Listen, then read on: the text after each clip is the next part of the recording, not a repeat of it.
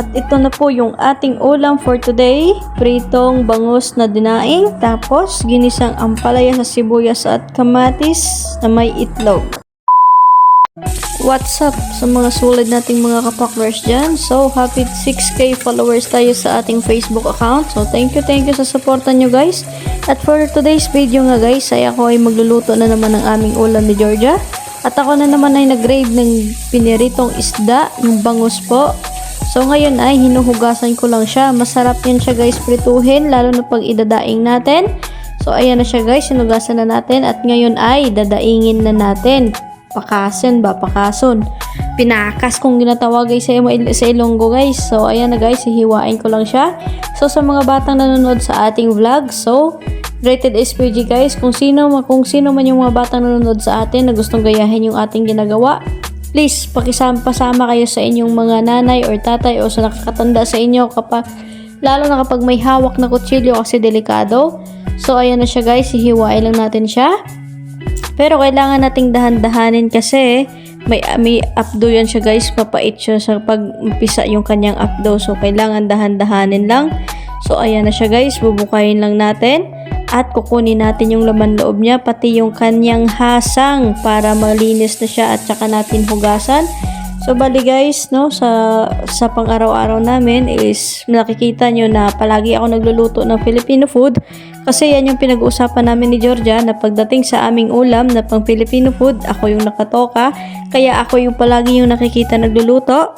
Tapos, pag nagkakain, magkasama kami. Kasi pag Arabic food or pagkain ng mga amo, sa kanya na po yung toka na yun. So, bali guys, salamat po sa suporta ninyo at sa patuloy ninyong panonood sa aming live, sa aming video, sa aming reels. At saka dito na din po sa aming Facebook, sa YouTube account na nasa 66 followers na po tayo. At ito na po guys yung resulta ng ating bangus na dinaeng. Ayan na siya guys, malinis na siya, wala na siyang laman loob at wala na po siyang hasang. At ayan po guys, nakita niyo po yung tiyan niya, ay kasarap niyan. At ito pa po guys yung ating additional recipe sa ating araw ngayon. Ito yung ating bangus at may ampalaya tayo, itlog, kamatis, sibuyas, lemon. At may toyo tayo, paminta tsaka asin. So ito na po guys yung ating ingredients sa ating bangus. Kailangan po natin muna i-marinate yan kasi mas masarap talaga i-marinate yan bago siya prituhin. So, bali guys, ayan na siya guys. I-set ko na yung aking camera. At ayan, lalagyan ko muna siya ng asin. Konting asin lang guys, huwag marami. Pero nakadepende naman yan sa inyo kung mahilig kayo sa maalat. So, back to back yung ating paglagay ng asin. Tapos, lagyan din natin siya ng black pepper. Bali, back to back din. Para yung lasa niya is manuot. Kasi imamarinate pa natin yan siya. At hayaan lang muna. At sa mga Ilonggo or sa mga taga-probinsya na mahilig sa ganitong pagkain na minamarinate muna bago lutuin guys, please comment down below. Sobrang sarap nito, diba?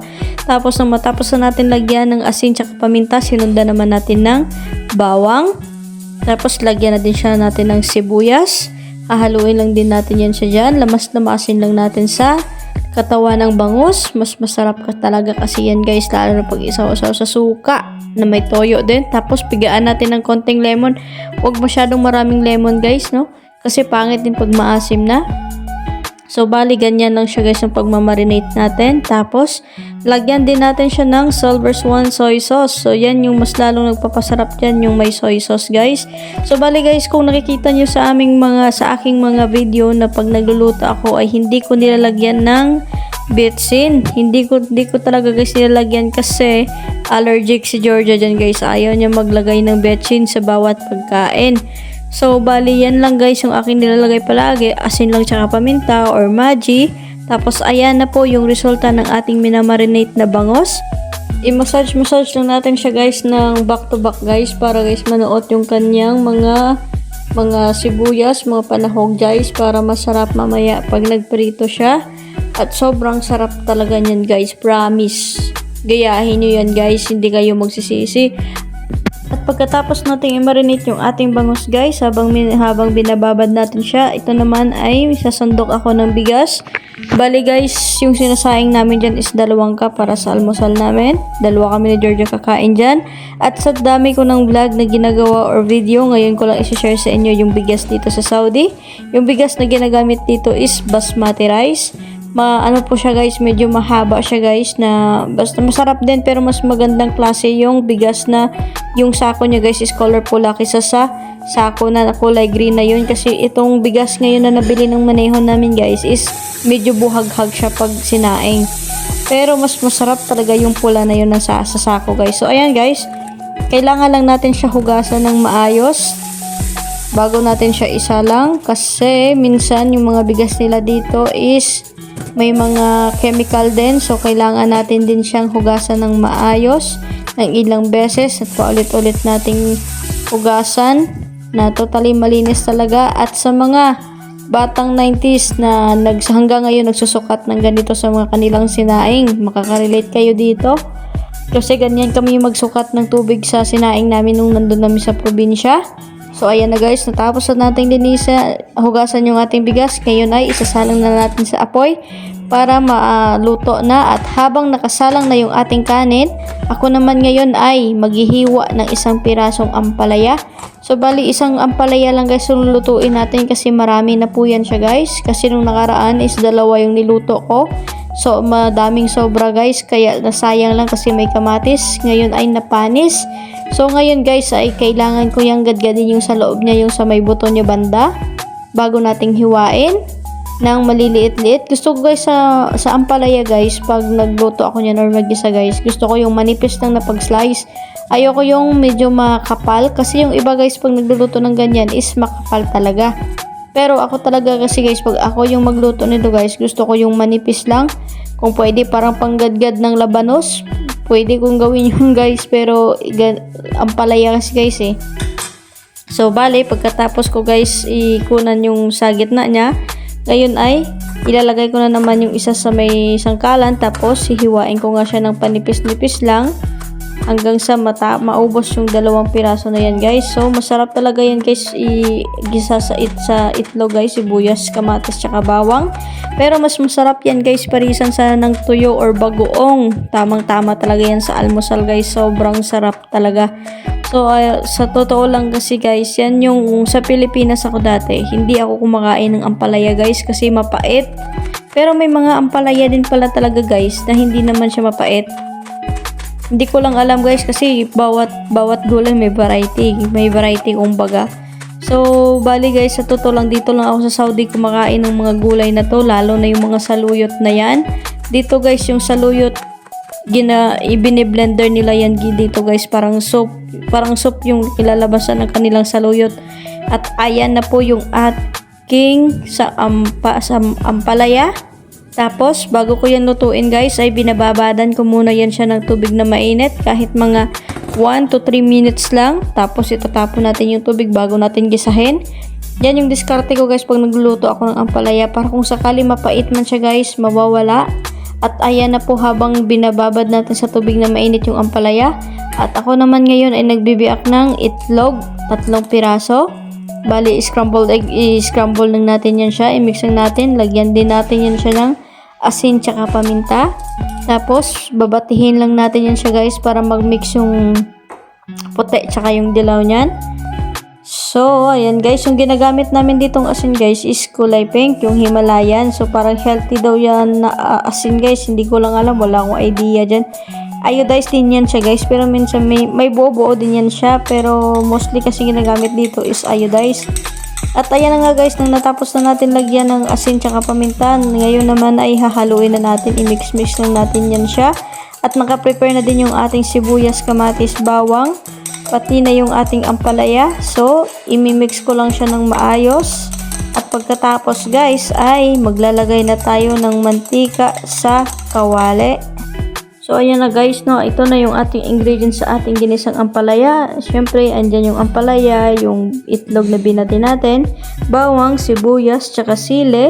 Yan yung ingredients ng ating ginisang ampalaya. At ito na po guys, ang mainit na yung ating kawali ay nilagyan ko naman siya ng mantika para magisa ko na yung ating sa mga panangkap. Inuna ko muna yung sibuyas kasi sabi ni Georgia mas inuna daw yung sibuyas kasi medyo matagal daw yun siya mag golden brown. Tapos sinunod ko na din yung sibuyas, yung bawang tsaka yung kamatis.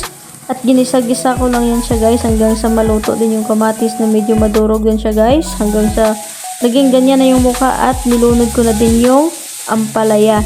So gigisahin lang natin yan ng konti guys. Saglit lang yung paggisa-gisa dyan. Mahalo lang siya guys sa mga ricado niya, sa mga sibuyas, kamatis, tsaka lagyan ko lang ng konting asin at nilagyan ko din siya ng konting black pepper na para lang may panlasa. Kasi maliban pa din doon sa itlog, konti lang din naman yung nilagay natin doon. At ayan na siya guys. Yung matapos na natin gisa-gisahin yung ampalaya, isunod na natin yung itlog para hindi siya malata yung ampalaya. Pagkalagay natin ng itlog guys, halu-haluin lang natin ng saglit hanggang sa maluto yung itlog. At pagkaluto ng itlog ay pwede natin hanguin siya. Bali parang half cook lang yung ating ampalaya para hindi po siya pangit pag kumain. Kasi minsan pag ma-overcook siya guys, medyo mapait. At ayan na yung ating ampalaya. So ngayon naman guys, isusunod ko na yung pinirito nating bangus. So pagkatapos ko guys magluto ng ginisang sa ampalaya ay hinugasan ko itong kawali. So baka magtataka kayo guys, ba't ganyan yung kawali ko palaging ginagamit. Na kung tutuusin, may bago naman talagang kawali dito at mas maganda. Pero ito talaga guys kasi yung sanayan kong gamitin kasi hindi dumidikit yung mga niluluto dyan. So bali ito na guys, nung nagpainit na tayo ng kawali ulit ay nilagyan na naman natin ng mantika. At kinuha ko na yung ating bangus na marinate kanina. So mga nakamarinate lang yan siya guys, mga 15 to 20 minutes lang. At ayan na nga siya guys, isinalang ko na din siya at medyo napalayo tayo din kasi masakit din yung mamisik yung mantika. So shout out sa mga kapakners natin or sa mga viewers natin na takot din sa mantika, no? Kasi naman talaga, masakit naman talaga pag mapasikan ka ng mantika guys. So ayan na siya guys, inuna ko talaga yung likod para pag nilatag ko yung sa may tiyan na niya, masyado nang mainit yung mantika, hindi nadidikit yung katawan ng sa loob ng bangus guys, no, para hindi siya talaga, mas maganda kasi magprito pag ganyan na masyadong mainit yung kanyang mantika. At ayan nga guys, sinakpan ko muna saglit kasi nga yung mantika niya masakit. Tapos ayan na, at binuksan ko na, pinakita ko na naman sa inyo kung ano na yung ating pinipirito. At gumawa na din ako din guys ng sausawan na may sili, lemon, na may toyo. At ito na po guys yung ating ulam for today's vlog. So ngayon guys, thank you sa panonood. Bye bye!